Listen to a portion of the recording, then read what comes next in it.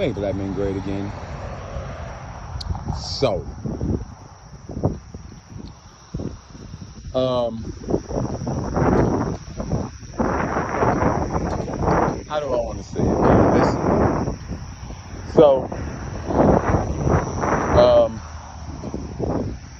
think we done got to the bottom of this shit.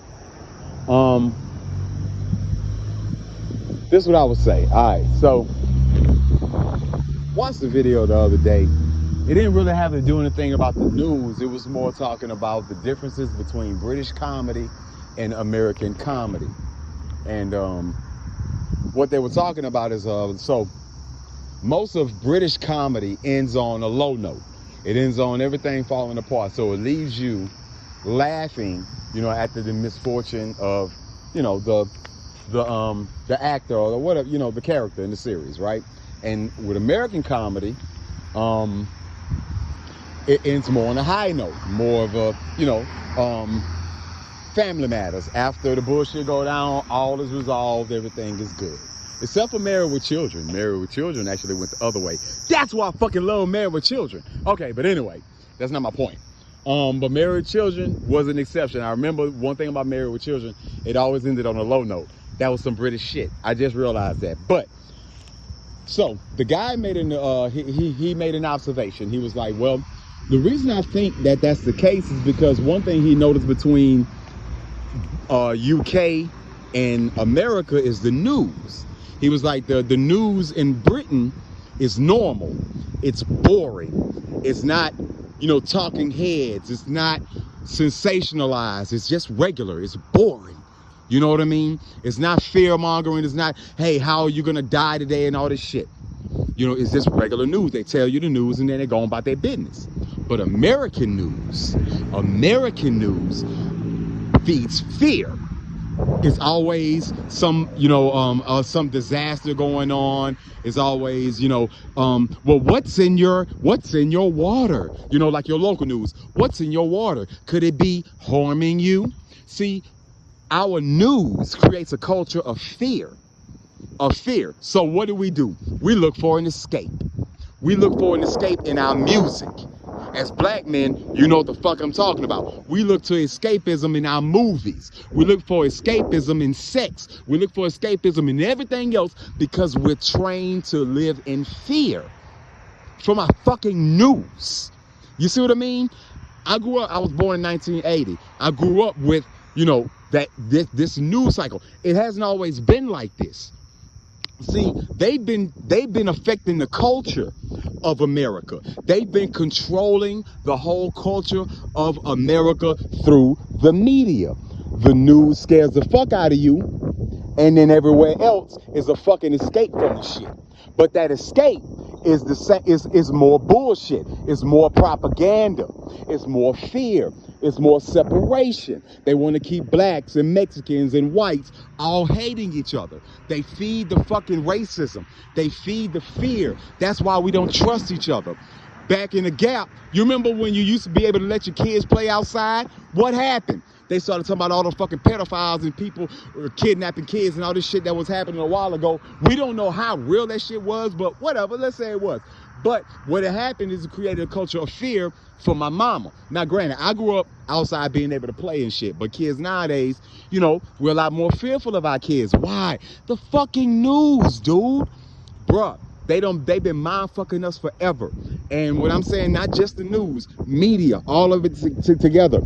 I'm not, that now there are good sources for anything. I watch C-SPAN. C-SPAN is not giving you the bullshit. I watch BBC. BBC is boring as fuck, but I always love BBC because it's boring. This is the BBC, GMT. And I used to, honestly, it's soothing.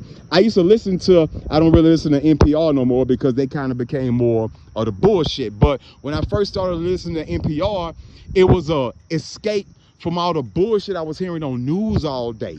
It was Wait, Don't Tell Me. It was a Prairie Home Companion. It was The Diane Rehm show, all the tones were not, everybody talked like this, and everybody, you know, this is that. And it was soothing. And I realize now, you know, like the BBC, it's the same damn way. But NPR now, I actually have an NPR tattoo on my arm. That's how much of an NPR fan I was.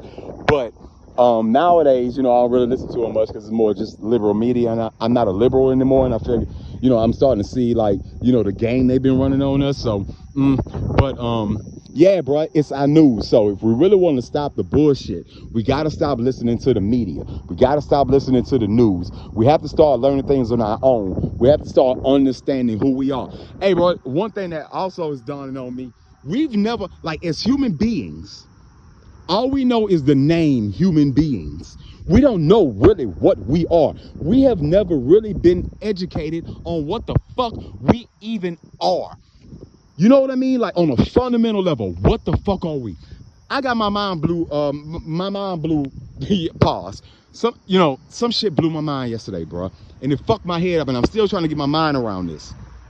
All right, so one of the cures that they have for seizures, you know, like back in the Gap, was like if people had real bad seizures, there's a connection between the left side and the right side of your brain, right? The left hemisphere and the right hemisphere. There's a connection between, they call it a condylum something. I can't remember the name of it. But if you cut, like people who are having a lot of seizures, they will cut that, right? They'll cut the connection between the left brain and the right brain. So it would alleviate a lot of their seizures, right? But what it also fucking did was, okay, so a woman, she gave an example. She said she was in the store, just shopping, right? She'll pick up something with her right hand. Now think about it, her shit is cut in half, right? Her brains are separate, they're not communicating anymore. She'll grab something with her right hand, and her left hand will swat it the fuck out. And she couldn't stop her left hand from doing that. She said she was having problems. She couldn't even get dressed in the morning because, like, it's like when one side makes a decision, the other side make another one. Say, bro, I can't get my mind around that. So hold on. Like, so my brain has to agree. Like the left side and the right side have to agree, because otherwise it'll make its own decisions. Think about that, bro. Listen, these motherfuckers know this shit about us. They know how we are made. They know what we are. Do you understand? They understand that shit, like on a fundamental fucking level. I'm telling you, I don't know how to fix it, because here's the thing. Here's another thing about it, right? So the people who had this done to them, right? You know, their brain separated in between the middle. They did an experiment on it, right? So what they did was kind of show something. They showed them a picture through the right eye, and they could see it. They showed them through the left eye, and they couldn't see it. But when they put it on the left side, they couldn't see it, but they could draw it. They could describe it, and they could draw it. But when they asked them, they were like, well, how do you, like they said, show them a picture of a bell on the right side. They can't see the bell, but they draw a bell. And then old boy asked them, he was like, well, why did you draw a bell? They always made an excuse for why they drew or saw what they saw. The dude who drew the bell said he saw Taco Bell on the way. The person that drew a dog said she was thinking about her dog. So our brain will automatically make up a fucking reason to do what we do. Bro, this shit is fucking deep, nigga. But the point is, there's gonna be more videos about this shit because I'm still going down this rabbit hole. But these motherfuckers know how we really work. Like, for real. And they use that for the purposes of controlling us. They use fear and escapism. You understand? So now that we know these things, how do we start working on fixing them? And what will fixing them look like? You see what I mean? What will fixing them look like also? Make black men great again.